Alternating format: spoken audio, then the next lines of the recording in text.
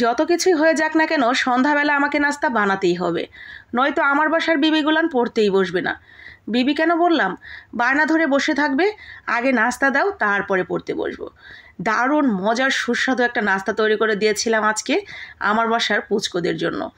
আখের গুড়ের বিবিখানা পিঠা, যেমন চমৎকার দেখতে, স্বাদে গন্ধে অতুলনীয় একটা খাবার হয়েছিল। চাইলে আপনিও বানাতে পারেন রেসিপিটা ফলো করে।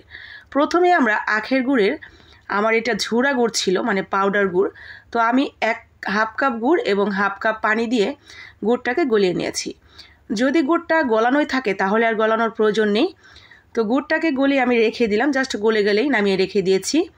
এইখানে রুম টেম্পারেচারে থাকা 2টা ডিম নিয়েছি। ডিম 2টাকে ভালো করে ফেটিয়ে নিয়েছি। তারপরে দিয়ে দিয়েছি এখানে 1/3 কাপ ময়দা এবং 1/4 কাপ চালের গুঁড়া। ময়দার পরিবর্তে আটাও দেওয়া যাবে, কোনো সমস্যা হবে না। ভালো করে চালনি দিয়ে চেলে নিয়ে এখন দিয়ে দিলাম বেকিং পাউডার এবং baking soda. Baking powder half চামচ এবং বেকিং সোডা হাফ চামচের থেকে কিছুটা কম। এখন সমস্ত উপকরণগুলো ভালো করে মিশিয়ে নিচ্ছি। ভালো মতো মেশানো হয়ে গেলে আমরা এখানে যে গুড়ের শিরাটা তৈরি করে রাখলাম সেই গুড়ের শিরাটা অ্যাড করে দেব। যদি শিরা করা না থাকে, শক্ত গুড় থাকে, তাহলেও এভাবে শিরা করে নেবেন। ঠিক যতটা গুড় ততটা পানি দিয়ে এইভাবে শিরা তৈরি করে নেবেন। তো ভালো মতো শিরাটার সাথে এখন এই ময়দার মিশ্রণটা ভালো করে মিশিয়ে নিতে হবে। অনেকটা সুন্দর করে মেশাতে হবে যাতে একটু গোটা গোটা বা অনেকটা বেশি দানা দানা না থাকে। ভালোভাবে মেশানো হয়ে গেলে আমরা এখানে অ্যাড করে দিব তেল এবং লবণ। প্রথমে স্বাদ মতো লবণ দিয়ে দিলাম এবং এখন দিয়ে দিতে হবে তেল। তো আমি এখানে 1/4 কাপ তেল দিয়ে দিচ্ছি, রেগুলার রান্নার তেল। তেলটাও খুব ভালোভাবে মিশিয়ে নিতে হবে, তেলটা মিশতে একটু সময় লাগবে। তো একটু সময় নিয়ে এইভাবে মিশিয়ে নিলেই মিশে যাবে। ব্যাস, আমাদের ব্যাটার রেডি হয়ে গেছে। আমরা একটা মোল্ডের মধ্যে ঢেলে নিচ্ছি। মোল্ডে আগে থেকেই তেল এবং কাগজ বিছিয়ে দিয়েছি, তারপরে সেই মোল্ডের মধ্যে দিয়ে দিলাম। যে কোনো স্টিলের বাটিতেও দেওয়া যেতে পারে, হাতের কাছে থাকলে বা না থাকলে।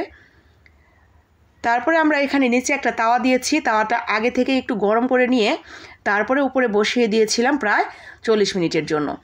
অল্প আঁচে এভাবে 40 মিনিটের জন্য বসিয়ে রাখলেই হয়ে যাবে। আমি মাঝে একবার খুলে দেখেছিলাম, 20-30 মিনিট পরে হয়নি, তারপরে আরও কিছুক্ষণ বসিয়ে রাখলাম, তারপরে যে হয়ে গেছে।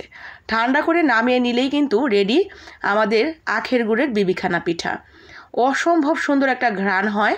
যদি আপনার আখের গুড়টা খুবই ভালো হয় তাহলে দারুণ লাগবে খেতে। যতটা নরম তুলতুলে সেই সাথে অসম্ভব সুন্দর দেখতে, মাশাআল্লাহ খেতেও অনেক মজার। তো আমি আমার বাসার বিবিদের জন্য আজকে এই যে নাস্তা তৈরি করে দিয়েছিলাম, সেই বিবিরা তো খেয়ে ভীষণ খুশি। আপনার বাসায়ও যদি এরকম বিবি থাকে যারা পড়তে বসার আগেই বায়না ধরে বসে যে নাস্তা না পেলে পড়তেই বসবো না, অথবা আপনারও যদি ভালো লাগে এই ধরনের খাবার খেতে, তাহলে নিজের জন্য এবং নিজের প্রিয় মানুষগুলোর জন্য বানিয়ে নিতে পারেন এই নরম তুলতুলে আখের গুড়ের বিবিখানা পিঠা। আশা করি সবাই ভীষণ খুশি হবে আপনার হাতের এই বিবিখানা পিঠা খেয়ে। ভালো লাগলে অবশ্যই বানাবেন, আর যদি বানিয়ে নেন তাহলে আপনার হাতের সুন্দর মোবাইলটি দিয়ে একটা ছবি তুলে আমার কমেন্ট বক্সে দিয়ে দিতে পারেন। যদি ভালো লাগে লাইক কমেন্ট শেয়ার করে দিবেন বাকিদের জন্য। আসসালামু আলাইকুম।